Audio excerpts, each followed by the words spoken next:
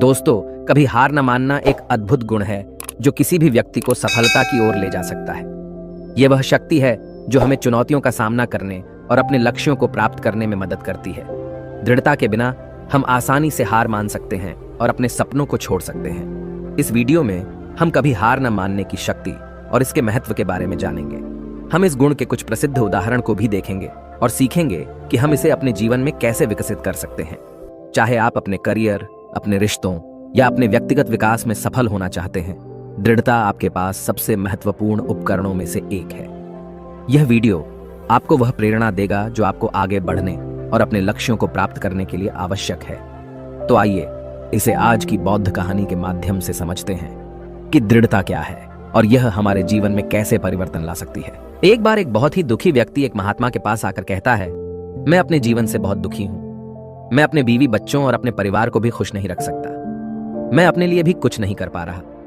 कभी कभी तो मुझे अपनी जिंदगी को खत्म कर देने के भी ख्याल आते हैं। आप इतनी साधनाएं करते हैं, इतनी तपस्या करते हैं, क्या आप मुझे कोई ऐसा मार्ग बता सकते हैं जिससे मैं अपने बुरे वक्त से बाहर आ सकूं? मेरा बहुत बुरा समय चल रहा है। 2 वक्त की रोटी का इंतजाम करना भी मेरे लिए बहुत मुश्किल हो गया है। अब आप ही बताइए कि ऐसे वक्त में मैं जिंदा रहूं तो कैसे रहूं, कैसे अपने परिवार को खुश रखूं? कृपया करके कोई साधारण सा तरीका बताने की अनुकंपा करें ताकि मैं आसानी से समझ सकूं, क्योंकि मैं बहुत पढ़ा लिखा नहीं हूं। अगर आप बड़ी बड़ी ज्ञान की बातें करेंगे तो शायद मैं कभी समझ भी नहीं पाऊंगा। यह सुनकर महात्मा ने मुस्कुराते हुए कहा कि तुम एक काम कर सकते हो मेरा।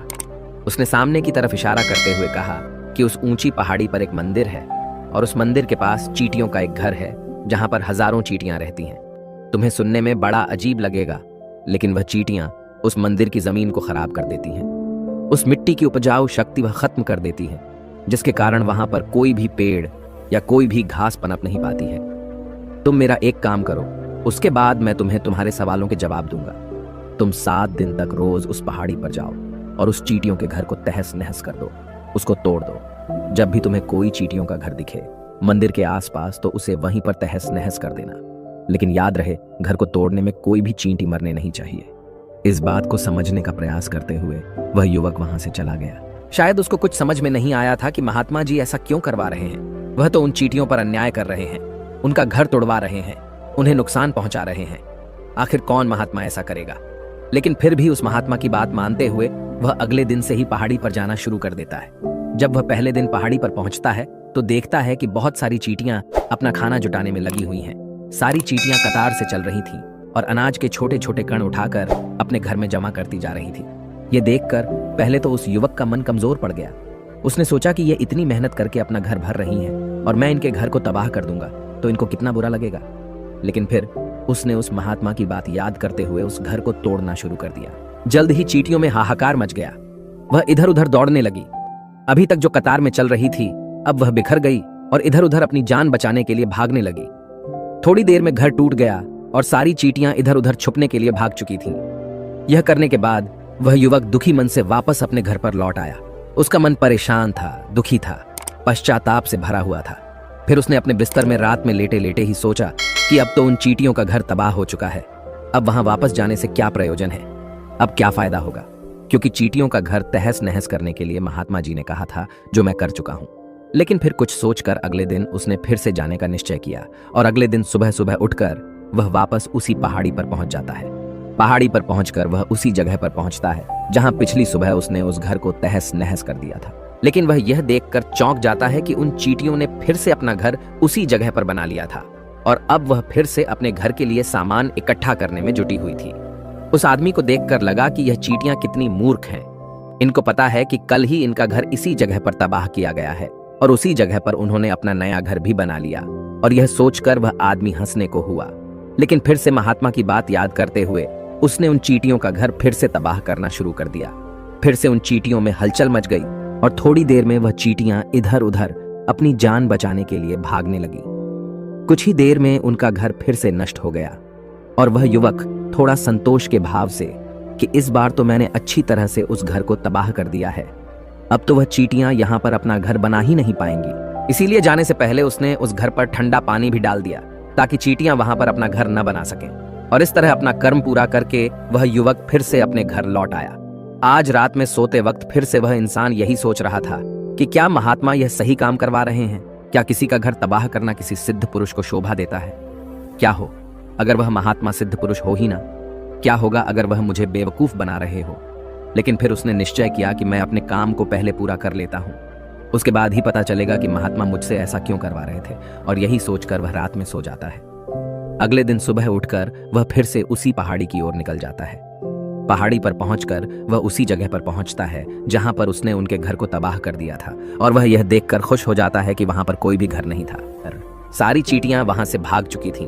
अब उसने सोचा कि अब मेरा रोज रोज आने का क्या प्रयोजन, क्योंकि चींटियां तो अपना घर बदल चुकी हैं और महात्मा जी ने मुझे 7 दिन आने के लिए कहा था, लेकिन आज तो तीसरा ही दिन है।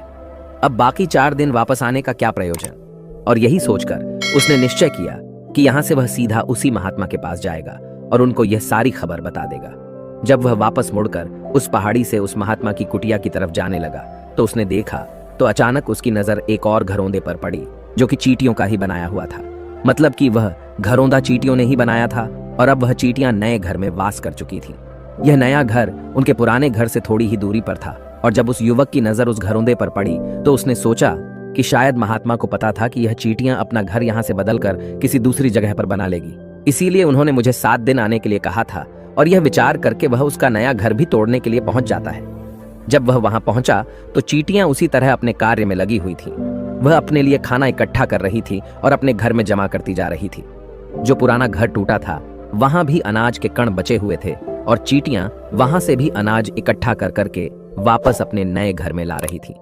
अब यहाँ पर फिर से युवक का मन थोड़ा कमजोर पड़ गया, क्योंकि वह खुद भी कमजोर था, खुद भी वक्त का मारा हुआ था। इसीलिए उसके मन में उन चींटियों के प्रति दया का भाव उमड़ रहा था। उनके ऊपर उसे दया आ रही थी। वह चाहता था कि उनकी मदद करे, लेकिन वह उल्टा उनको नुकसान पहुंचा रहा था। लेकिन उस महात्मा की बात को याद करते हुए उसने फिर से उस घर को तोड़ने का निश्चय किया, और उसने इस बार बड़ी ही सावधानी के साथ बिना किसी चींटी को कोई नुकसान पहुंचाए वह घर तबाह करना शुरू कर दिया। वक्त थोड़ा ज्यादा लगा, क्योंकि किसी भी चींटी को नुकसान न पहुंचाने की शर्त महात्मा ने पहले ही रखी थी। इसीलिए उसको बड़ी सावधानी के साथ उन घरों को तबाह करना था। लेकिन आखिरकार उसने उस घर को भी तबाह कर दिया, और उस घर को तबाह करने के बाद वह बड़े ही दुखी मन से, इस बार वह पहले से भी ज्यादा दुखी था, क्योंकि उसने उनका नया घर भी तोड़ दिया था। वह उन चींटियों को बसने ही नहीं दे रहा था, और वह अब अपने आप को शैतान या दानव समझने लगा था। लेकिन फिर भी उस महात्मा की बात को मानते हुए वह अपने घर पर दुखी मन से वापस आ गया। रात में सोने से पहले एक बार उसने फिर से सोचा कि मैं कितना बड़ा शैतान हूं, कितना बड़ा दानव हूं। पुराना घर तो छोड़ो, मैं उन चींटियों को कहीं भी बसने के लिए कोई जगह ही नहीं दे रहा हूं। वह चींटियां मेरे बारे में क्या सोचती होंगी? वह कितना दुत्कारते होंगे उस परमात्मा को जो मेरे द्वारा यह काम करवा रहा है। लेकिन फिर भी उसने अगले दिन जाने का निश्चय किया, और अगले दिन सुबह सुबह वह फिर से वहां पर पहुंच गया। वह यह देखकर फिर से आश्चर्यचकित रह जाता है कि इस बार चींटियों ने एक और नई जगह पर अपना घर बना लिया था। वह पहले से भी ज्यादा ऊर्जा के साथ काम कर रही थी, और उन्होंने एक रात में पहले से भी बड़ा घर बना लिया था, और अब वह फिर से अपना अनाज और खाना इकट्ठा करने में जुटी हुई थी। यह देखकर उस आदमी को लगा कि यह चींटियां किस मिट्टी की बनी हुई हैं।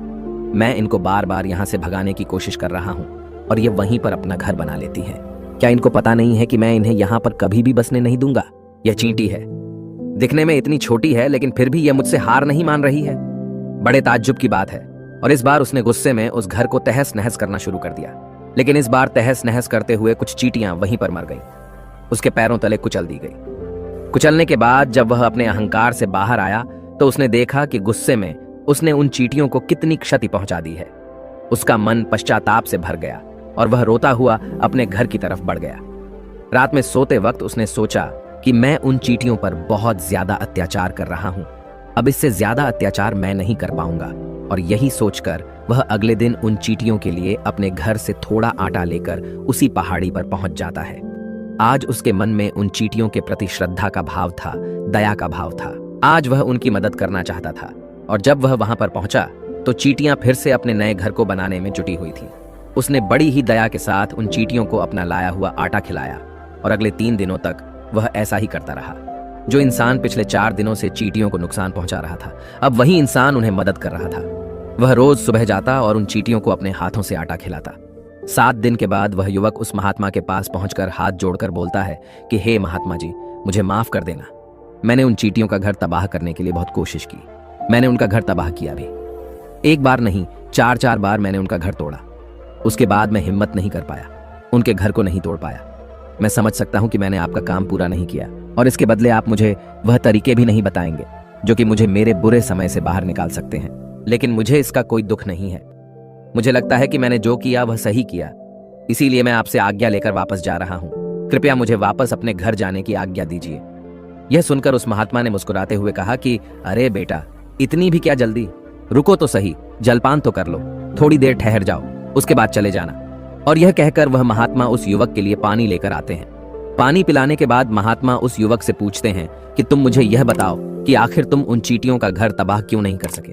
वह चींटियां तो छोटी छोटी हैं और तुम इतने विशाल हो, फिर भी तुम उन छोटी छोटी चींटियों का घर तबाह नहीं कर पाए। कहां है तुम्हारी शक्ति, तुम्हारा बाहुबल? इसका जवाब देते हुए उस युवक ने कहा कि हे गुरुवर, मैंने उन चींटियों का घर तबाह कर दिया था, बार बार किया था। एक बार तो अपने गुस्से में उन चींटियों को भी मैंने हानि पहुंचा दी थी, लेकिन जिस दिन मैंने उनको हानि पहुंचाई उसी दिन मेरे को लगा कि मैं उनको क्यों हानि पहुंचा रहा हूं, क्यों इनको इतनी तकलीफ दे रहा हूं, और उसी दिन से मैंने उनको नुकसान पहुंचाने की बजाय उनकी सहायता करनी शुरू कर दी। यह सुनकर उस महात्मा ने कहा कि यही तो सीखने की बात है। एक छोटी सी चींटी हमें जीवन का संदेश दे जाती है। मैंने तुम्हें उन चींटियों का घर तबाह करने के लिए नहीं भेजा था, मैंने तुम्हें भेजा था ताकि तुम उन चींटियों से कुछ सीख ले सको। तुम्हें क्या सीख मिली उन चींटियों से, क्या मुझे बता सकते हो? यह सुनकर उस युवक ने पूरी कहानी बयां कर दी। पूरी कहानी सुनने के बाद महात्मा ने मुस्कुराते हुए कहा कि बेटा, तुमने जो महसूस किया मैं वही तुम्हें दिखाना चाहता था। वो ये थी कि तुमने कितनी ही बार उनके घर को तोड़ने की कोशिश की, कितनी ही बार प्रयास किया कि उनका घर तबाह हो जाए, लेकिन वह हर बार अपना नया घर बना लेती थी। उन्होंने कभी भी हार नहीं मानी। अगर वह हार मान लेती तो चींटियां तुम्हें वहां पर नहीं मिलती। जब एक छोटी सी चींटी अपने विश्वास और मेहनत से इतने बड़े आदमी का दिल बदल सकती है, तो तुम तो इंसानों का मन बदल ही सकते हो। अपने जीवन में अपनी किस्मत न बदलने का कोई कारण तुम्हारे पास नहीं बचता। जीवन कार्यशीलता का नाम है, कर्मशीलता का नाम है। लेकिन हम मनुष्य एक दो बार हार मिलने पर ही टूट जाते हैं, हताश हो जाते हैं और फिर जीवन में प्रयास ही नहीं करते। और कुछ लोग दो अपनी जिंदगी को खत्म करने पर उतारू हो जाते हैं। लेकिन जानवरों में तुमने एक बात देखी होगी कि वह अपना जीवन खुद से कभी खत्म कर ही नहीं सकते हैं। तुमने कभी नहीं सुना होगा कि किसी जानवर ने आत्महत्या कर ली, चाहे वह जानवर कितना ही भूखा क्यों ना हो, कितना ही दुखी क्यों ना हो, लेकिन वह अपने जीवन के लिए हमेशा संघर्ष करता रहता है। लेकिन वहीं पर दूसरी तरफ हम मनुष्य एक दो बार हताश होने पर ही अपना जीवन खत्म कर लेते हैं। जीवन तो कर्म करने का नाम है, इसीलिए मृत्यु से पहले कर्म करना कभी मत छोड़ना, क्योंकि मृत्यु के बाद तो तुम परम विश्राम में चले ही जाओगे। तो उससे पहले कर्म करना क्यों छोड़ रहे हो, क्यों हताश हो रहे हो? अगर तुम्हारा एक घर टूट गया है तो दूसरा घर बनाने का प्रयास करो, कोशिश करो, और कोशिश करने वालों की कभी हार नहीं होती। ये तुम उन चींटियों से देख चुके हो। देखने में तुमसे कितनी छोटी है वह चींटियां और तुम इतने बड़े हो, लेकिन उनका मन तुम्हारे मन से इतना बड़ा है, इतना विशाल है, इतना दृढ़ संकल्प है कि इतनी बार घर टूटने पर भी उन चींटियों ने कभी हार नहीं मानी। दूसरी सीख यहां से लेने की थी, वह यह थी कि जब भी हमारे ऊपर बुरा समय आता है, हमें लगता है कि यह समय कभी नहीं जाएगा, यह समय मेरे जीवन को बर्बाद कर देगा, मुझे कभी नहीं जीने देगा। और अपने इन्हीं ख्यालों से, जिनका असलियत में कोई भी अस्तित्व नहीं है, वह सिर्फ विचार हैं, और वही विचार हमारे मन को दुखी कर देते हैं और इसीलिए हम प्रयास करना भी छोड़ देते हैं। लेकिन तुम खुद सोचो कि बार बार प्रकृति हमें दुख पहुंचाएगी, नुकसान पहुंचाएगी, लेकिन कब तक पहुंचाएगी? अगर हम बार बार फिर से उठकर फिर से नया प्रयास करते रहेंगे तो प्रकृति भी हमारे सामने घुटने टेक देगी और वह भी एक दिन हमारे ऊपर दयावान हो जाएगी और वह हमें सब कुछ देने लगेगी जिसकी हमने कभी कामना की थी। इसीलिए यह भी कहा जाता है कि बुरा वक्त किसी का भी हमेशा नहीं रहता। तुमने खुद देखा कि तुम उन चींटियों को तबाह करने के लिए पहुंचे थे, लेकिन बाद में तुम्हें उन चींटियों को अनाज और आटा देने लगे। तुम ही उन पर कृपालु हो गए। क्यों हुए? क्योंकि तुमने देखा कि वह चींटियां हार ही नहीं मान रही हैं।